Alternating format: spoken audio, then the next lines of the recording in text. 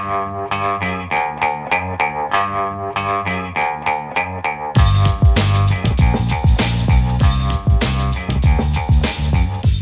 the Brian Lehrer Show on WNYC. Good morning again, everyone. So today, December 1st, is World AIDS Day. And I'm going to read something from the Centers for Disease Control website about World AIDS Day now. And I better read it fast before the Trump administration takes it down. I'll explain why. The CDC website says, quote, World AIDS Day is an opportunity for every community and individual to honor the more than 32 million people who have died worldwide from AIDS-related illnesses. Two World Health Organization public information officers started World AIDS Day in 1988 as an international day for global health. Since then, it has been observed each year on December 1st. World AIDS Day is a day of solidarity for people around the world who are affected by HIV, which is, of course, the virus that causes AIDS, and for voices to unite by sharing experiences, remembering those lost, and standing together in the fight against HIV. So that from the cdc.gov/World AIDS Day page.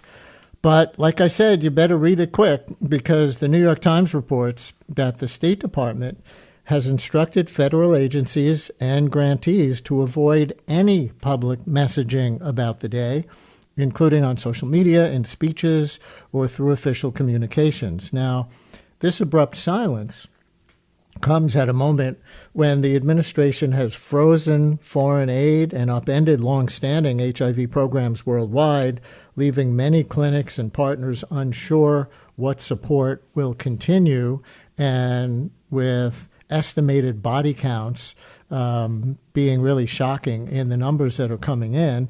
And it's happening just as, and here's the other piece of news, just as a major scientific breakthrough arrives. A new HIV prevention drug called lenacapavir, a twice-a-year injectable that offered near vaccine-level protection in large clinical trials, including in South Africa. And yet, the U.S. plans to make the drug available in low-income countries except South Africa, the country with the most people with HIV. So today we will look at why the administration is going quiet on World AIDS Day in general, how that fits with its America First approach to global health, also maybe to identity in this country, what lenacapavir represents scientifically and medically, and what this foreign policy around it means around the world. Joining us for this is Pratik Pawar, Future Perfect Fellow at the news organization Vox. He has a recent story on Vox.com under the headline, "The U.S. is fast-tracking this important HIV drug for everyone except South Africa." Pratik, welcome to WNYC. Thank you, Brian. I'm so excited to be here. Let's start with this World AIDS Day silencing decision. I'm thinking of the old stickers from the 1980s and buttons and everything that says silence equals death, right? Having to do with addressing HIV and not being quiet about it. So what does it signal that for the first time since the 1980s, the U.S. is opting out of publicly acknowledging World AIDS Day? How are advocates reading that message? Yeah, it's an interesting time that this news is coming out. If you look at the past couple of months on how the Trump administration has been acting in terms of with science and how public health news is given out, it has been scrubbing information about Mpox, for example, or any other public health crises that sort of are not in line with their worldview. And this is just another casualty in that line of attacks, scrubbing information about pregnancy or supporting access to abortion.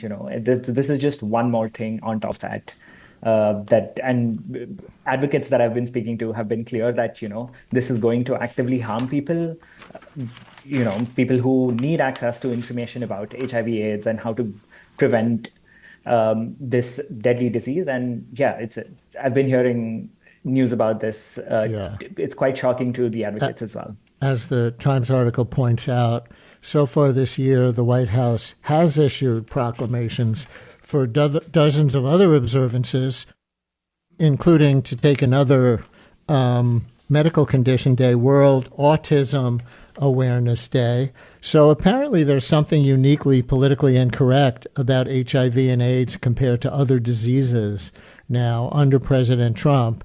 So, I mean, it is a disease generally associated with gay men and poor people of color in this country and elsewhere. So maybe commemorating World AIDS Day is just seen as DEI, while World Autism Awareness Day and other things are not. You think?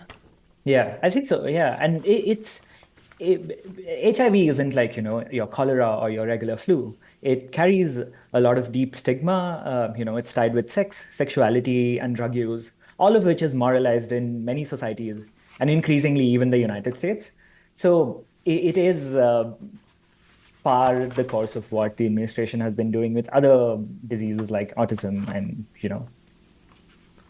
Right. And one other ramification of this from the Times article, World AIDS Day is when the State Department sends data to Congress from the President's Emergency Fund for AIDS Relief, known as PEPFAR, which provides money for HIV programs worldwide. It says the program's budget was sharply cut back earlier this year, and the administration is reported to be planning to end it. Do you have anything on the importance of this data report? There are so many. We've talked about others on the show. Pratik, as you may know, other examples of medical and public health data that the federal government used to collect that they're just not doing anymore. Yeah. This is, again, I sound like a broken record, but not collecting data and not having publicly available data available to researchers or to the general public is a huge harm in terms of our understanding of issues about like HIV/AIDS, and in terms of our willingness to take action on it. If there's a vacuum in data, we don't really know how to act on or how to make corrections or so yeah, missing data isn't just about some data in the spreadsheet, but it's actually informing how we make our decisions and how we act collectively as a society towards public health crises. And what's the latest that you have on where PEPFAR stands in terms of foreign aid? PEPFAR, again, for listeners who don't know, the U.S. program that has funded HIV treatment and prevention in dozens of countries for more than 20 years. It was started under President George W. Bush. Now in limbo to some degree because of the foreign aid freeze. But we had heard foreign aid freeze at the beginning of the year, and then because of concern over HIV deaths in particular, some of that was unfrozen. Where does that stand as far as you could tell? Yeah. So just to put a finer point on how huge PEPFAR is, it's one of the most successful global health programs in history. It's been credited with saving over 25 million lives by essentially getting treatment and prevention to people in Africa and in Southeast Asia, to people who couldn't essentially afford the medicines. And that has, essentially changed overnight since the administration came into power. Earlier this year, it froze foreign aid.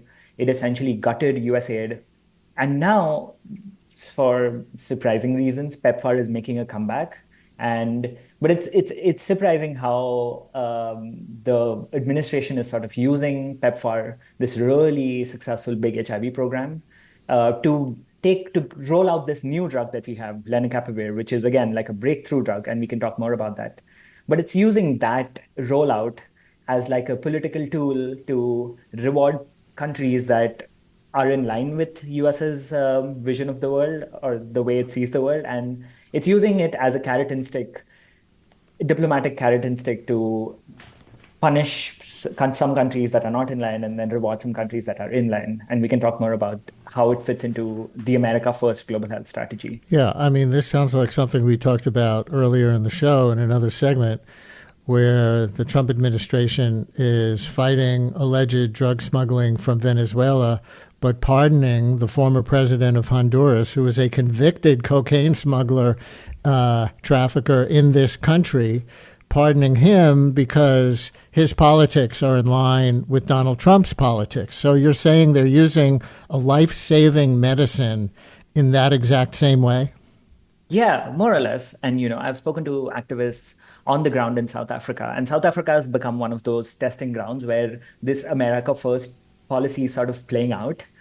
So 2 weeks ago, the Trump administration told the reporters that we're not going to give any of the doses that we have funded to South Africa, which is surprising because South Africa is a country that has the highest burden of HIV worldwide. 1 in 5 people in South Africa are living with AIDS. So it's a really epidemiologically, it's just a strange decision to me. And when you try to sort of suss out why this is the case, and you try to see the subtext, it's very clear that Trump has repeatedly clashed with South Africa's president, and there was a terse White House meeting with the president of South Africa where President Trump essentially accused him of white genocide and some illegal land seizure.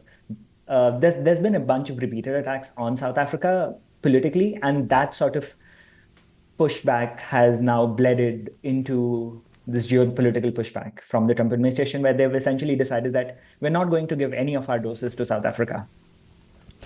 Listeners, if you work in public health, HIV care. I'm inviting. I know you do. We're inviting listeners. If you work in public health, HIV care in particular, global aid as it relates to public health in any way, or if HIV has touched your life, what does it mean to you that the U.S. is going silent on World AIDS Day per the State Department order to all government agencies that I read at the top of the segment, even as a breakthrough drug is emerging? And what questions do you have about who should get this twice-a-year prevention shot first? We will get into more of the details about what this drug is and why it seems to be so miraculous. 212-433-WNYC, your World AIDS Day calls at 212-433-9692. Or you can text with your question or comment for our guest, Pratik Pawar, Future Perfect Fellow at Vox. And Pratik, tell us more about lenacapavir. Why do many experts see it as a potential game changer? Yeah, it's basically PrEP as a twice-a-year shot. What that means is that, for years, HIV prevention has meant that you take a pill every single day. And that works great if you can actually stick to it. But globally, a lot of people can't, because of access issues. There's stigma around getting these medicines in places like Africa, or just normal human forgetfulness, if I'm being honest, I forget to take my vitamin D supplements a couple of times a week. So, it's human nature to, forget taking your medicines. And lenacapavir is particularly great here because it's an injection that you take twice a year and then you forget about it. And in big trials, with thousands of people, it's prevented almost every single infection. And we've tested this against women, against men, non-binary people, transgender people. And in fact, the drug was so effective that the trials were ordered to be stopped early because it was clearly better than the pills, So for all intents and purposes, if you look at the data, if you talk to any of the scientists that have worked with it, they hail this as a miracle. And in a field where breakthroughs have been rare, lenacapavir is the closest thing that we've had to a vaccine, where you take a shot twice a year, and you essentially forget about it, and you're protected from getting HIV for an entire year, which is just that's why most scientists I talk to tell me that this is a breakthrough drug. The science on it has been solved, and now it really rests on the politics and our priorities to actually get this drug and put it to your use in a way that we can actually end the HIV crisis. Yeah, and just to put an even finer point on how extraordinary the clinical trial results were, I see that in one trial of more than 2,000 young women in South Africa and Uganda, you note in Vox that no one who received lenacapavir contracted HIV. 0 cases among 2,000 people in the trial, and that's why it was stopped early, because the protection was so clear. Now, given that South Africa has the largest number of people living with HIV and hosted key parts of the trial, you've given us some of the politics about why it is not being included in the early U.S. rollout. But let's get more specific about that. If South Africa is left out, who stands to miss access first? Which communities or groups would feel the effects most immediately? Yeah, so not just in South Africa, but broadly around the world, you see that women and children and communities like transgender groups and gay and bisexual men are largely the groups that are affected by HIV. And cutting out access to South Africa particularly means that, these groups won't have access to this cutting edge drug, this breakthrough drug that we have. But even to go a little further beyond that, even the countries that the Trump administration is giving out doses. So Eswatini in Zambia just a couple of weeks ago received the initial doses. And even in those countries, the administration is pushing those doses through only through official channels. So, it will go through a hospital or through the national system. What that means is that, in Washington or in your public health clinic, it sounds great, but on the ground, because HIV is so stigmatized, you won't have you will have mothers come into the clinic and they might get lenacapavir, and that's great. But the broader community that's affected by HIV, which are largely stigmatized by the national systems or the governments in place, they will be cut out of getting access to, again, lenacapavir, which is a great drug. And yeah, so there's this double whammy where we have this great drug, and the Trump administration is rolling out in certain countries, but even in the countries that the administration is rolling out this drug, it will really depending on how the rollout is being done. If it sticks to only official channels, the people who most need it won't be going to those places, where they would be stigmatized, even criminalized in some cases. So this is another aspect of the Trump administration's culture war, if I'm understanding you correctly, because you're saying it'll be distributed through national health systems, but not through community clinics, which means, for example, people who rely on LGBTQ plus specific clinics, which the Trump administration wants to marginalize or delegitimize, those kinds of programs that have historically reached some of the people who are most at risk. That's what's being cut out, right? Yeah. And if you look at the language that the administration sort of used against NGOs that have traditionally done this work, Jeremy Lewin, who's the State Department official who overseeing this, he's essentially called NGOs beltway bandits. It's a loaded term, it's a misleading term, and we have looked at whether NGOs have been were involved in corruption, and largely there is no data suggesting that is the case. But there's this rhetoric within the administration that we don't want to, work with NGOs or these other clinics. We want to work through the national system, which sounds, again, great when you're in Washington, but it's just simply not the case when you're actually rolling out the drug in places that and to people that need it most. Listener writes, this all seems very aligned with the religious far-right conservative Christian objectives outlined in Project 2025. Another listener writes, another blatant example of disregard for Black and brown people. Another listener has a question. Why doesn't South Africa have their own HIV prevention for its citizens? The thinking, how long, the listener writes, I'm thinking, how long will the U.S. be a global pharmacist? No, I understand that pushback. And South Africa should invest in its own response, and it does. But when if you look at 2026, the coming year, Gilead, the company that makes this drug, can only make so much, right? They have, I think their capacity is 600,000. The US is already buying half of it. And there's another organization called Global Fund, which is buying another half of it. So that leaves nothing for a country like South Africa to, even if they have the money for it, to buy the drug, because there's just literally no supply. So when the US buys up half that early global supply of this drug, and then says we'll give it away everywhere except this country with the biggest burden, that's not a neutral market outcome. South Africa is investing in its response. It's working with generic producers that are making the drugs that will come on later, 2027. But in 2026, even if they have the money, they have the political will, there just aren't enough doses for a country like South Africa to buy. And that's a political choice with health consequences. Let's talk about the pharmaceutical side. Lenacapavir is made by Gilead, which has licensed generic production for many low-income countries, but not for several upper middle-income ones where infections are also rising. How does that licensing map shape who will get the drug affordably and who might be priced out where? Yeah. So Gilead has done something pretty unusual as far as pharmaceuticals, global pharmaceuticals go.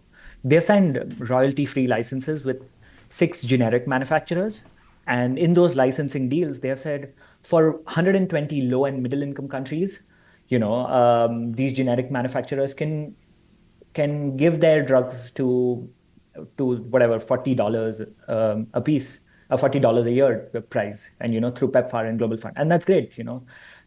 This is one of those things where a pharmaceutical company almost never gives away the drug that it has made to a generic right away. It usually sits on it for 20 years so that it can make the money back that it has spent on developing the drug. So this is great on the one hand that generic manufacturers can make the drugs and 120 low and middle income countries can get that drug for a very cheap price. On the other hand, activists and people that I've spoken to have said that these licenses essentially carve or slice the world into two halves. Very poor countries that can get the generics, and then there are profitable markets like Argentina or Brazil, for example, that are excluded from those licensing deals. What that means is that a country like Brazil, which has, again, a huge burden of HIV, they can't get generics from these generic manufacturers. They essentially have to negotiate a deal with Gilead, and that gives Gilead the power to, sell that drug, make the profit in these countries like Argentina and Brazil. And they're essentially at the mercy of negotiations with Gilead. So activists that I've spoken to have said that these deals are great for countries that are in the licensing deal, but for the ones that are not, it's a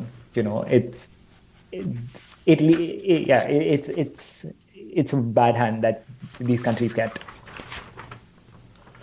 On the Trump administration ordering federal agencies not to commemorate World AIDS Day, today December 1st, every year since 1988, Trump administration will no longer commemorate World AIDS Day. The New York Times headline on this the other day. Listener writes, as a member of ACT UP, I personally am currently less concerned about whether this administration says anything. Heck, I'd rather they say nothing than say something harmful. Do you have anything on the possible effects of not the actual data production regarding HIV and AIDS that we were talking about before? Obviously, that would be a removal of an important public health tool, data collection, but just on sort of commemorating it. This is like when the Pentagon told all the military bases not to have observances of Black History Month or, Pride Month or anything like that. This says the State Department warned employees not to use government funds for the occasion and to refrain from publicly promoting World AIDS Day through any communication channels. So, Pratik, we just heard from that listener whose text I read that's like, good riddance. I'd rather them say nothing than say all the harmful things that, from the listener's perspective, they keep saying about so many things.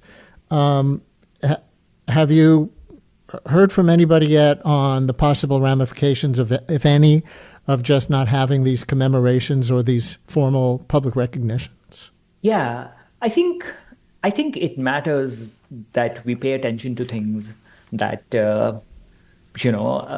attention is important. I think I would argue that if you forget about those things that still kill millions of people, last year we had 1.3 million new infections worldwide, and sort of not letting out this information or not commemorating that, hey, here's a public health crisis that we've made huge progress against, but there's still a lot of suffering out in the world. Taking that out of public attention, it is, one can argue, a big disservice to the community that still continues to suffer from something like this, particularly like HIV/AIDS, where there's been decades of stigmatization, and it took the activists raising the voice and to community to raise the voice to actually force the government to do something about it. And when we don't talk about these things, when we, and this has happened with other conditions like TB, for example, largely eliminated from the US, but it's a huge problem in the global South, and we've just forgotten about it. It's out of public consciousness, and that makes it difficult to actually make this a priority. And not talking about HIV the same way could risks leading us down that same path where we largely forget about it, and then there's no political will, there's no public consciousness to actually act on these diseases that still affect so many people. A lot of outrage continuing to come in text messages over this cutting out of South Africa from this miraculous AIDS prevention drug that's now available, and your description of which communities would be most affected.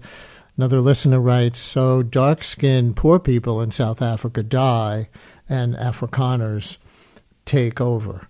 Do you have, I don't know if this is on your beat because it's really not this story exactly, but there have been these dire estimates of how many people have already died or might die around the world because of the U.S. withdrawal of foreign aid, even for emergency type or ongoing, let's say, food relief and medical relief.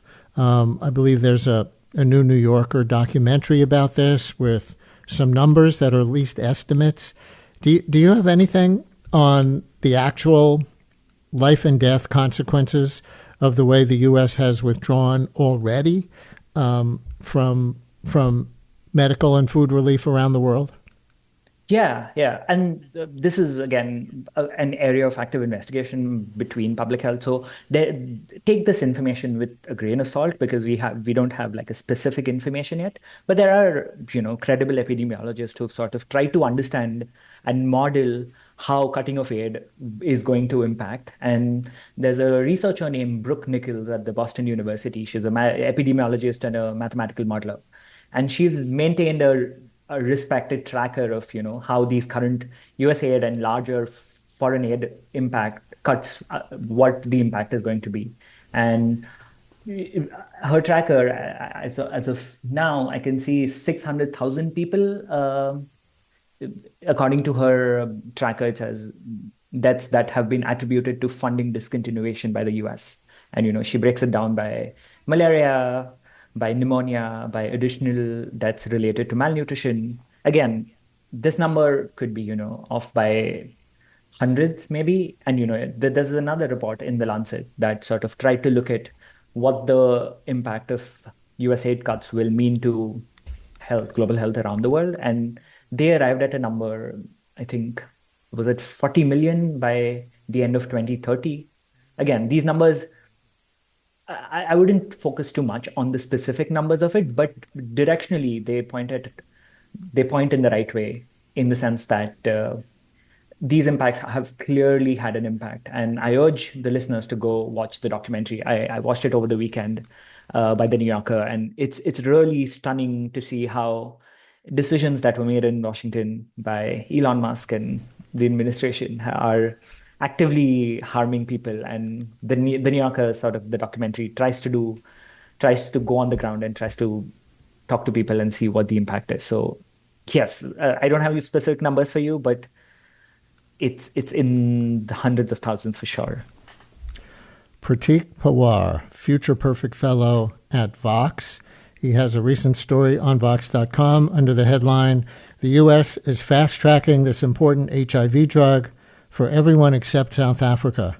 Pratik, thank you for talking about it with us and for your reporting. Thank you so much, Brian.